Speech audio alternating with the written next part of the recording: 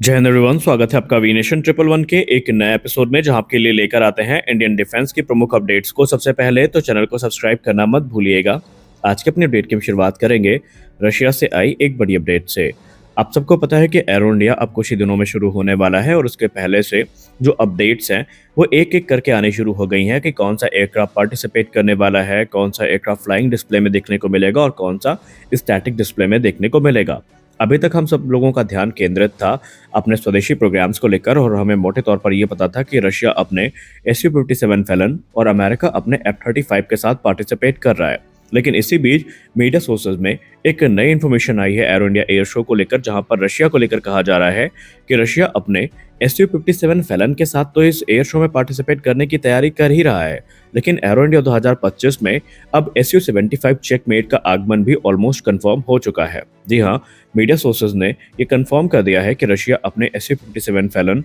और SU-75 checkmate के साथ पार्टिसिपेट करेगा। एक तरफ जहां SU-57 Fallon basically flying display में आपको देखने को मिलेगा, तो वहीं SU-75 चेकमेट जो है आपको बेसिकली नॉन फ्लाइंग प्रोटोटाइप देखने को मिलेगा, जो कि स्टैटिक डिस्प्ले में प्लेस किया जाएगा।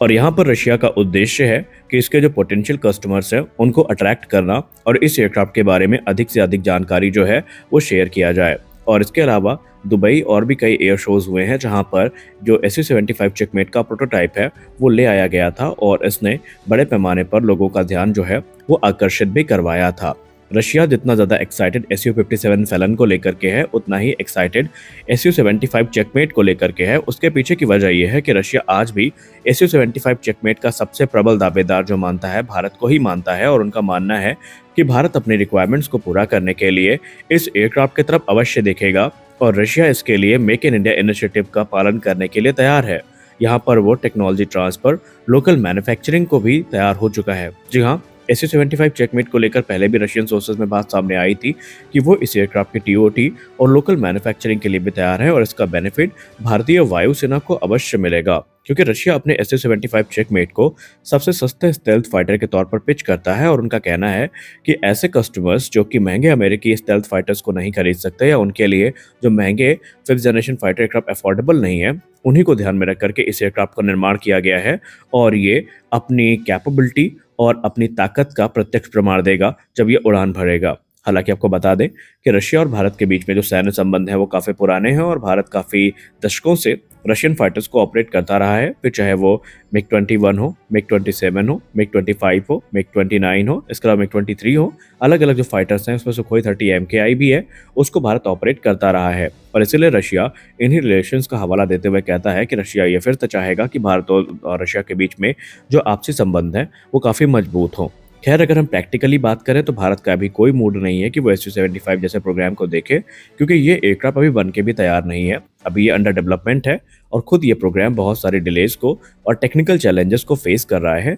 और अभी स्पष्ट टिप्पणी भी नहीं आई है कि इसकी जो पहली उड़ान है वो कब होगी, क्योंकि 2024 में रिपोर्ट्स ऐसी आती थी कि 2025 में उड़ान को आयोजित किया जाएगा, फिर 2025 में रिपोर्ट आ रही है कि 2026 में इसकी पहली उड़ान को आयोजित किया जाएगा। इंजन कौन सा होगा, टेक क्या क्या है, स्पेसिफिकेशंस क्या है, इसको लेकर स्पष्ट जानकारी अभी तक साझा नहीं करी गई है, और इसीलिए ये माना जा रहा है कि अभी सिर्फ ये एक मार्केटिंग गिमिक है जिसके अंतर्गत ये एयरक्राफ्ट भारत लाया जा रहा है। और जब ये अपनी पहली उड़ान को पूरा कर लेगा, जब इसके ट्रायल्स कंप्लीट हो जाएंगे, तब हम ये मान सकते हैं कि इसको अब ये कंपैरिजन के लिए तैयार है अमेरिकी F-35 और चाइनीज J-20 एयरक्राफ्ट्स के अगेंस्ट में, क्योंकि SU-75 का जो यूनिक सेलिंग पॉइंट रहा है वो हमेशा से कॉस्ट रहा है, मेंटेनेंस रहा है और अडॉप्टेबिलिटी रहा है। इसे हमेशा एक लो कॉस्ट ऑप्शन के तौर पर पिच किया गया है, लेकिन एक्सपर्ट्स मानते हैं कि अब भारत जैसे देश के लिए ये चीज़ें ज़्यादा मैटर नहीं करती हैं। हाँ, भारत को निसंदेह इस समय स्टेल्थ फाइटर्स की ज़रूरत है, लेकिन जब कंपटीशन में F-35 लाइटनिंग II और SU-57 फैलन होंगे तो भारत क्यों SU-75 चेकमेट को सेलेक्ट करेगा,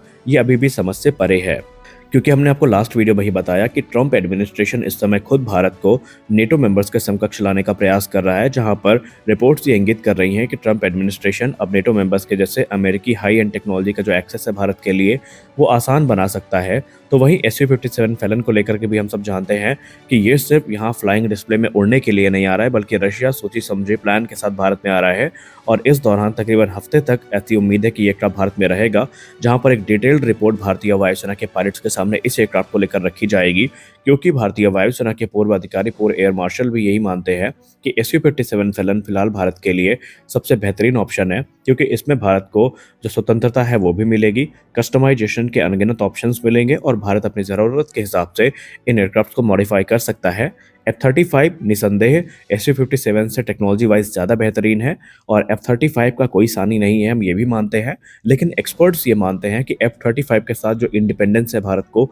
वो नहीं मिलेगी, क्योंकि F-35 के साथ अमेरिकी स्ट्रिंग्स अटैच रहेंगी और अमेरिका अपनी टेक्नोलॉजी को सिक्योर करने के लिए जाना जाता है और बहुत मुश्किल है कि अमेरिका इनमें इंडिया स्पेसिफिक मॉडिफिकेशंस के लिए राजी हो। अगर वो उसके लिए हामी भर देता है तो F-35 any day best option होने वाला है। तो अब देखते हैं कि एरो इंडिया एयर शो के बाद हमें कौन कौन सी सरप्राइजिंग चीज़ें देखने को मिलने वाली है। खैर, आप इसको लेकर क्या सोचते हैं कि SU-75 और SU-57 फैलन को शेम एयर शो में लाना रशिया की रणनीति का क्या प्रदर्शन है, रशिया इसके पीछे क्या चाहता है, आप अपनी राय कमेंट सेक्शन में ज़रूर दीजिए। तो आज के इस वीडियो में बस इतना ही, मिलते हैं अगले वीडियो में कुछ और अपडेट्स के साथ, तब तक के लिए जय हिंद।